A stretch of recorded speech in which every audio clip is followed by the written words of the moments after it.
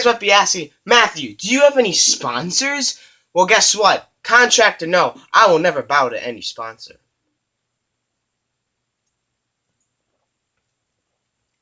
Sorry, I have Wayne's World on my mind. I don't know. It's great. What's up, guys? Rogneish Raccoon, and welcome back to another movie review. And by the way, I'm not sponsored by Coke. I'm really not. I don't get any sponsors because I'm not allowed to for some reason. I don't even know. Okay, what else? I'll get behind you. Welcome to my part 6, finally, part 6 review of Friday the 13th. And oh my, was that a great time. That was a great movie. I mean, I'm going to get to the verdict at the end. But yeah, I love this movie. This movie is great. It's not more of like a horror movie. It's more of like a comedy movie because they realized they couldn't do as good as Halloween and all those movies, all those better horror movies. So they decided to just go off the comedy route, and they made this movie so much fun to watch. This movie is a great time, and you guys should definitely go watch it.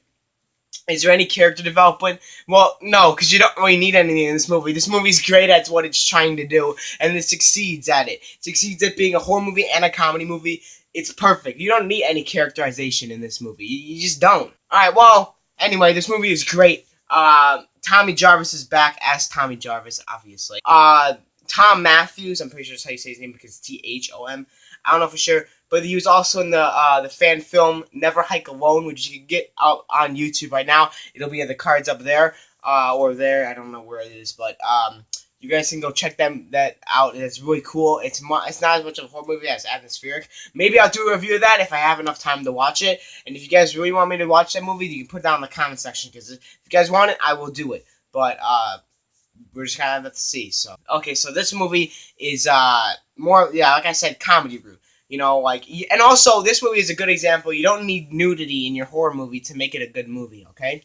There is not one scene of nudity in this entire movie, and this movie feels great.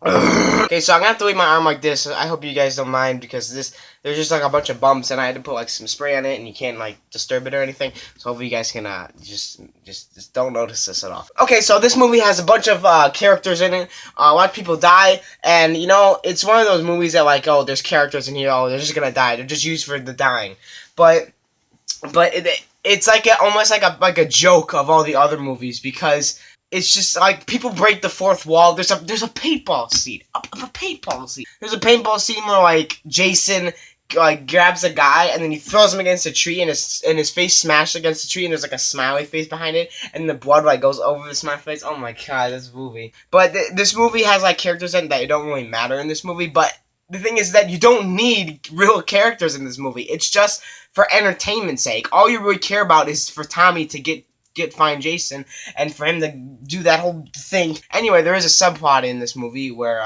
the sheriff's daughter and Tommy are in like a kind of relationship, you know what I'm saying?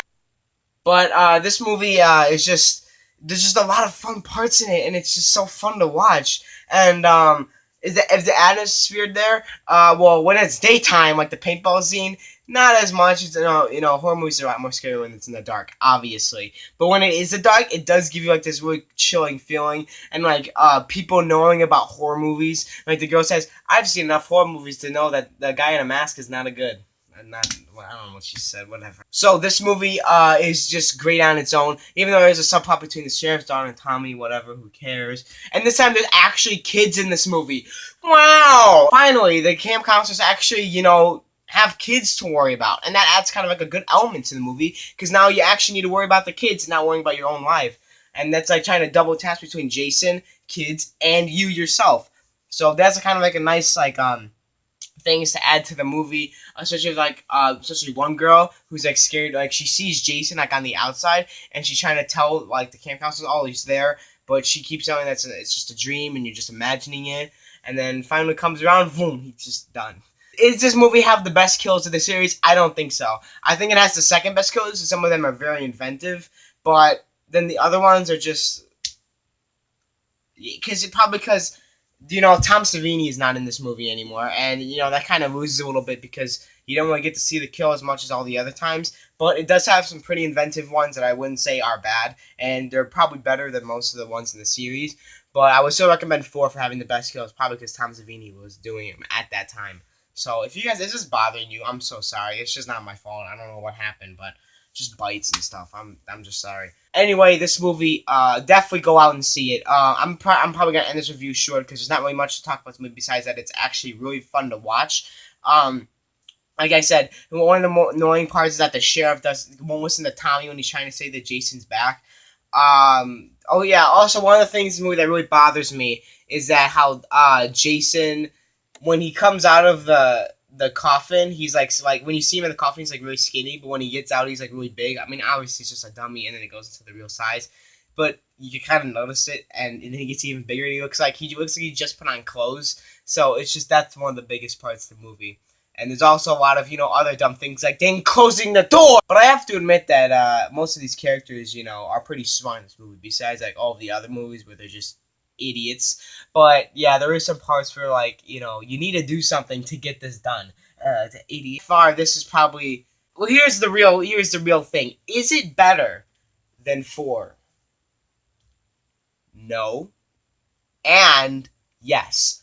Because it has some great parts to it, just like 4, and I feel like 4 is the great of the horror movie type, and this is the great of like the second series, I guess you want to call it, but it is as great as like a new and like an improved film. So they're both completely different, and that's why I'm gonna give this movie a 7.5 out of 10, exactly like 4.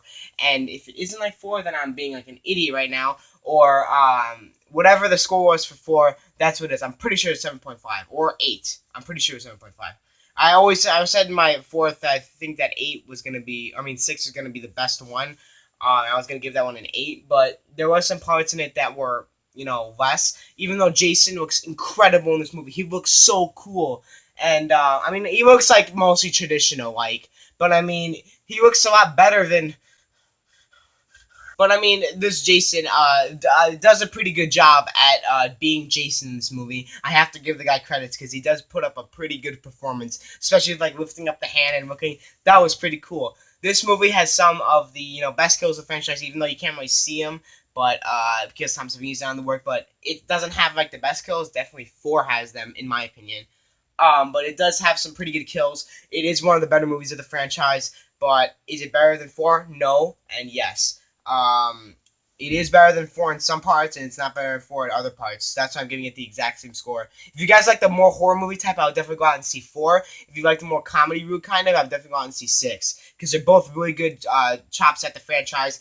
And not chops, but you know what I'm trying to say here. It might not have the most horror-like as all the other ones, but it definitely, because they knew it wasn't going to be as good as Halloween and Nightmare on Elm Street, like I said before, like a million times. Matthew, shut up! But it definitely does good at what it's trying to do because, I'm not going to say it again because I'm being an idiot right now. Anyway, definitely go out and see this movie. If you haven't already, very good movie. Not, like I said, flawed, but very good at Friday the 13th movie. In Friday the 13th standards, it's very good. Especially the part where like the trailer goes over and then Jason comes on top. That was epic. That was awesome. That was legit. Why did I say legit? What the heck? Anyway, you guys should definitely go out and see this movie. I said this a million times. Matthew, shut up! Thank you guys so much for watching this video, and there's nothing wrong with me. I'm just being an idiot, okay? Just please. Alright, thank you guys so much for watching this video, and I'll said that again. Alright, I'll see you guys later. Peace out. Boop.